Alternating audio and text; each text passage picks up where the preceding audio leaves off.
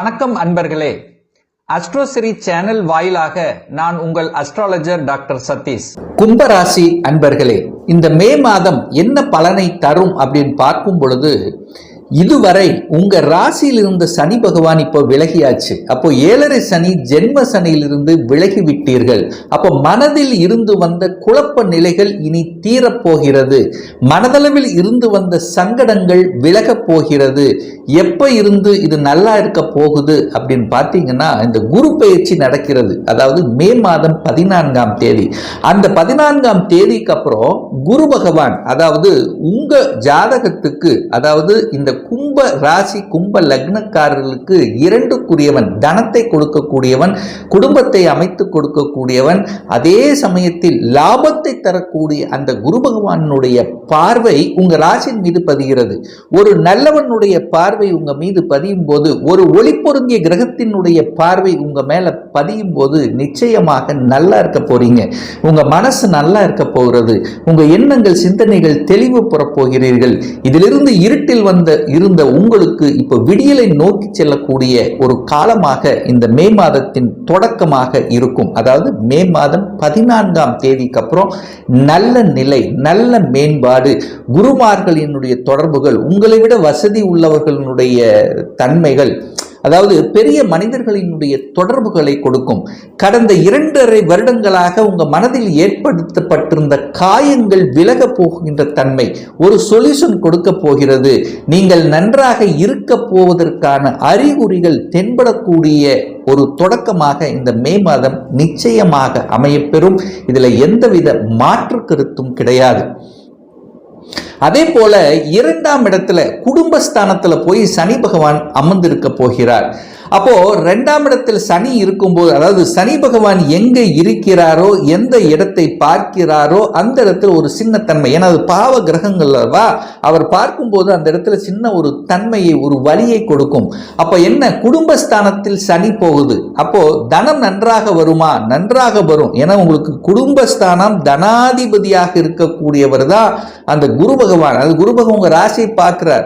அப்போ தனாதிபதி உங்க ராசியை பார்க்கும் பொழுது தனம் உங்களுக்கு வந்து சேரும்ங்கிறது அமைப்பு.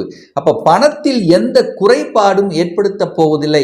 ஏன்னா உங்க ராசி அதிபதி தனஸ்தானத்தில் அமர்ந்து கொண்டு அந்த தனஸ்தானத்தின் அதிபதி உங்க ராசியை பார்க்கும் பொழுது தனம் ஏதாவது ஒரு ரூபத்தில் உங்களுடைய பாக்கெட்டை நிரப்பும். அதில் எந்த மாற்று கருத்தும் இல்லை. ஆனால் தனம் கையாளுகின்ற விஷயத்துல மட்டும் கொஞ்சம் கவனம், எச்சரிக்கையோடு இருக்கணும். எங்க பணத்தை எங்கேயாவது கொடுத்தா அவ்வளவு சீக்கிரம் வராது, விரயத்தன்மை ஏற்படுத்தும். அல்லது கொடுத்த பணம் குறிப்பிட்ட காலத்துக்கு உங்களுக்கு வந்து சேராது. குடும்பத்துல சின்ன அதாவது சச்சரவுகள் அப்படின்னு என்ன, கொஞ்சம் ஈகோ பிரச்சனை, ஒரு சின்ன ஒரு தொந்தரவு வருவதற்கான வாய்ப்புகள் தான் இருக்கு. அப்போ என்ன, இதுக்கு ஒருவருக்கு ஒருவர் விட்டு கொடுத்து சென்றால் இந்த பிரச்சனை ஒன்றும் ஏற்படுத்த போவது இல்லை. ஏன்னா ராகு என்கின்ற கிரகம், பிரம்மாண்டத்தை தரக்கூடிய கிரகம் உங்க ஜென்மத்தில் வந்து அமரப் போகிறார். எப்போ? இந்த மே மாதம் 19ஆம் தேதி. அப்போ என்ன, எல்லாமே பெருசா திங்க் பண்ணக்கூடிய தன்மையை உருவாக்கும். அப்ப ராகுங்கிறது பாம்பு அல்லவா, அந்த பாம்பு கிரகம் உங்க தலை மேல வந்து உட்கார போகுது. அப்போ கொஞ்சம் பயம் இருக்குமா இல்லையா? அப்போ எந்த ஒரு புதிய விஷயங்கள் செய்தாலும் இந்த கும்பராசி என்பவர்கள் ஒரு தடவைக்கு 2 தடவை யோசிக்கணும். அப்படிங்கிறது மட்டும் ஞாபகத்தில் வச்சுக்கோங்க. ஏன்னா உங்க தலை மேல ஒரு பாம்பு உட்கார்ந்துட்டு இருக்கு. அந்த பாம்புவை ஒரு சுப கிரகம் என்று சொல்லக்கூடிய குரு பார்த்து சமப்படுத்தப்படுகிறது. அப்போ ஒரு பாவத்துவமாக, ஒரு தீங்கு செய்வதை போன்ற ஒரு மந்தமாக, ஒரு டல்லான ஒரு தோற்றத்தை கொடுத்தாலும் இறுதியில் வெற்றி என்கின்ற அமைப்பை நிச்சயமாக உருவாக்கிவிடும். இதில் எந்த மாற்று கருத்தும் கிடையாது.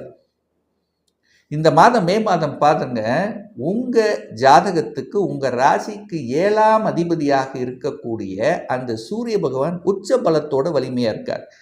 அப்ப சூரியன் உச்ச பலத்தோடு இருக்கு. அது எங்க, முயற்சி ஸ்தானத்தில் உட்கார்ந்துருக்கார், தைரிய வீரிய ஸ்தானத்தில் உட்கார்ந்துருக்கார். அப்ப தைரியமா செயல்படுத்தக்கூடிய தன்மை இருக்கா.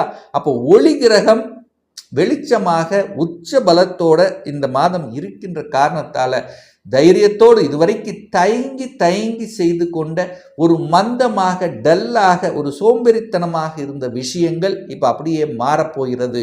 எதையும் செய்யலாம் என்கின்ற உத்வேகத்தை தரக்கூடிய ஒரு மாதத்தின் தொடக்கமாக இந்த கும்பத்துக்கு நிச்சயமாக அமையும். இதில் எந்த மாற்று கருத்தும் கிடையாது. அதே சமயத்தில் இந்த மாதம் பாருங்க, உங்களுக்கு சுகத்தை தரக்கூடிய சுகாதிபதியாக இருக்கக்கூடிய சுக்கிரன் உச்ச பலத்தோட வலிமையா இருக்கார். அது குடும்பஸ்தானத்தில் இருக்கார். அப்போ நிச்சயமாக உங்களுடைய சுகத்துக்காக, உங்களுடைய வீடு வண்டி வாகனத்துக்காக உங்க பணத்தை செலவு செய்யக்கூடிய அமைப்புகள் சந்தர்ப்பங்களை உருவாக்கும். நிறைய கும்பராசி என்பர்கள் இனிமேல் இந்த மே மாதத்துக்கு அப்புறம் ஏன் நம்ம சொந்த வீடு வாங்கக்கூடாது, ஏன் ஒரு நிலத்தை வாங்கி அதில் ஒரு வீடு கட்டக்கூடாது, ஒரு இடத்த வாங்கி வீடு கட்டக்கூடாது, ஏன் விவசாய நிலத்துக்காக ஒரு நிலம் வாங்கி விடக்கூடாது, இந்த மாதிரி சுகஸ்தானத்தை பெருக்கிக் கொள்ளக்கூடிய ஆர்வங்கள் அதிகமாக இந்த மே மாதம் உங்கள் மனசில் உங்கள் எண்ணத்தில் தோற்றுவிக்கக்கூடிய ஒரு டைமாக உங்களுக்கு இருக்கிறது. அதே சமயத்தில் பார்த்தீங்கன்னா, இந்த 5ஆம் அதிபதி யாரு? புதன் பகவான். அந்த புதன் பகவான் இப்போ ராகுவோட பிடியில் இருந்தார். அப்போ இந்த மே மாதம் 7ஆம் தேதி இந்த ராகுவனுடைய பிடியிலிருந்து விலகி விடுகிறது.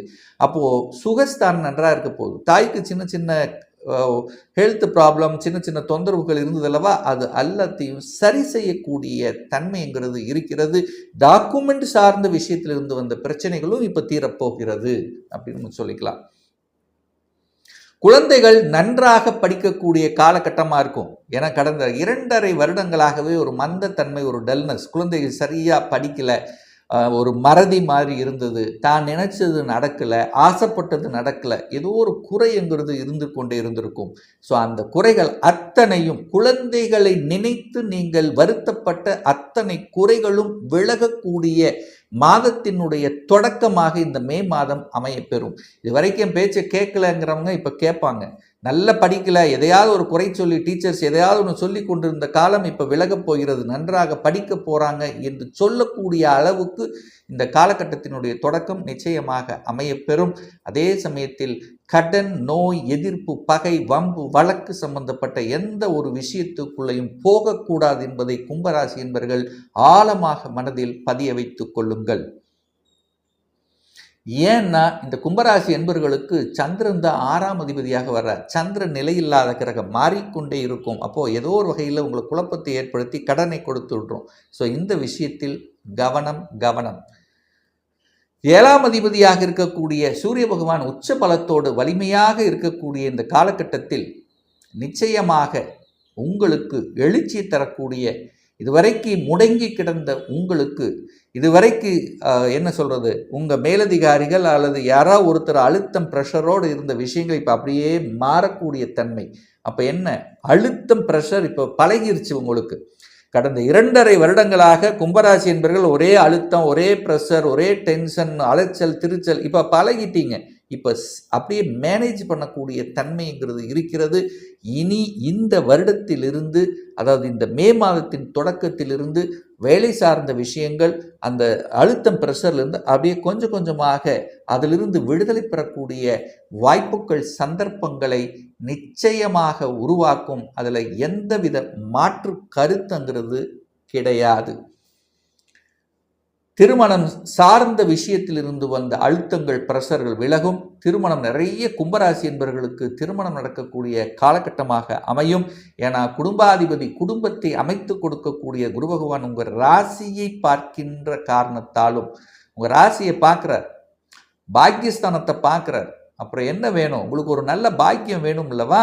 அந்த பாக்கியத்துக்காக உங்களுக்கு குழந்தை பாக்கியம், குழந்தை பாக்கியம் இல்லாதவர்களுக்கு குழந்தை பாக்கியம், திருமண பாக்கியம் இல்லாதவர்களுக்கு திருமண பாக்கியம் கிடைக்கக்கூடிய சந்தர்ப்பங்களை உருவாக்கும். அதை கெட்டியாக பிடித்து கொள்வதும் அதற்கு தயார்படுத்தி கொள்வதும் நல்லது. இதுவரைக்கு திருமணத்தில் தோத்து போனவர்கள் அல்லது ஏற்கனவே டிவோர்ஸ் ஆனவர்களுக்கும் கூட இப்போ திருமணம் செய்து கொள்ளலாம் என்கின்ற எண்ண ஓட்டங்கள், மறுமணம் செய்து கொள்ளலாம் என்கின்ற எண்ண ஓட்டங்களை தரக்கூடிய அமைப்புங்கிறது இருக்கு. கணவன் மனைவி 2 பேரும் ஒரு பிரிஞ்சு ஏதோ ஒரு சின்ன விஷயத்துக்காக பிரிந்தவர்கள் கூட இப்போ ஒன்று சேரக்கூடிய சந்தர்ப்ப சூழ்நிலைகளை உருவாக்கும். அதை கெட்டியாக பிடித்து கொள்வது நல்லது. தொழில் விஷயம், வேலை விஷயம், வியாபாரம் சம்பந்தப்பட்ட விஷயத்தில் நல்ல மாற்றங்களை கொடுக்கும். என குரு பார்க்கிறார். அந்த குரு என்கின்ற கிரகம், அந்த கிரகம் எங்க பார்க்குது அப்படின்னா லாபஸ்தானத்தை பார்க்குது. அப்போ தொழிலின் மூலமாக லாபத்தை பார்க்கக்கூடிய தன்மை. ஏன்னா லாபாதிபதியாக இருக்கக்கூடிய குரு பகவான் லாபஸ்தானத்தை பார்க்கிறார். அப்போ நீங்க என்ன தொழில் செய்தாலும் என்ன வேலையில் இருந்தாலும் உங்களுக்கு லாபம் கிடைக்கும் அல்லவா? அப்போ ப்ரமோஷன் கிடைக்கும். வேலையில் இருக்கிறவங்களுக்கு ப்ரமோஷன் கிடைக்கும். தொழில் இருக்கிறவங்களுக்கு நீங்க செய்யற தொழில் மூலமாக லாபங்கள் கிடைக்கும். வியாபாரத்தின் மூலமாக புதிய ஒப்பந்தங்கள் கிடைக்கும். ஏதோ ஒன்று புதுசு வித்தியாசமாக லாபங்கள், அதன் மூலமாக மனமகிழ்ச்சி சந்தோஷத்தை கொடுக்கக்கூடிய அமைப்பு இருக்கின்ற காரணத்தால இந்த மாதத்தில் இருந்து கும்பராசி என்பர்கள் நல்லா இருக்க போறீங்க. நினைத்த காரியங்கள் ஜெயமாகும். நல்ல மாற்றங்களை தரக்கூடிய ஒரு மாதத்தின் தொடக்கமாக இந்த கும்பத்துக்கு அமையுங்கிறதுல எந்தவித மாற்று கருத்தும் கிடையாது. ஒரு பர்சனல் கன்சல்டேஷன் எடுத்துக்கணும், சுயஜாதகம் பார்க்கணும் என்று விருப்பமுடைய அன்பர்கள் டிஸ்பிளே தெரியக்கூடிய நம்பருக்கு வாட்ஸ்அப் மூலியமாகவோ ஃபோன் கால் மூலியமாகவோ தொடர்பு கொண்டு நேரடியாகவோ அல்லது ஆன்லைன் மூலமாகவோ கன்சல்டேஷன் எடுத்துக்கலாம். நம்முடைய அலுவலகம் கோயம்புத்தூரில் அமைந்துள்ளது. அதாவது கோயம்புத்தூரிலிருந்து மேட்டுப்பாளையம் செல்லும் வழியில் வெள்ளக்கிணர் பிரிவு அருகில், அதாவது அன்னபூர்ணா ஹோட்டலுக்கு அருகில் அமைந்துள்ளது. பிரியர் அப்பாயின்மெண்ட் வாங்கிட்டு நேரடியாக கன்சல்டேஷன் எடுத்துக்கலாம்.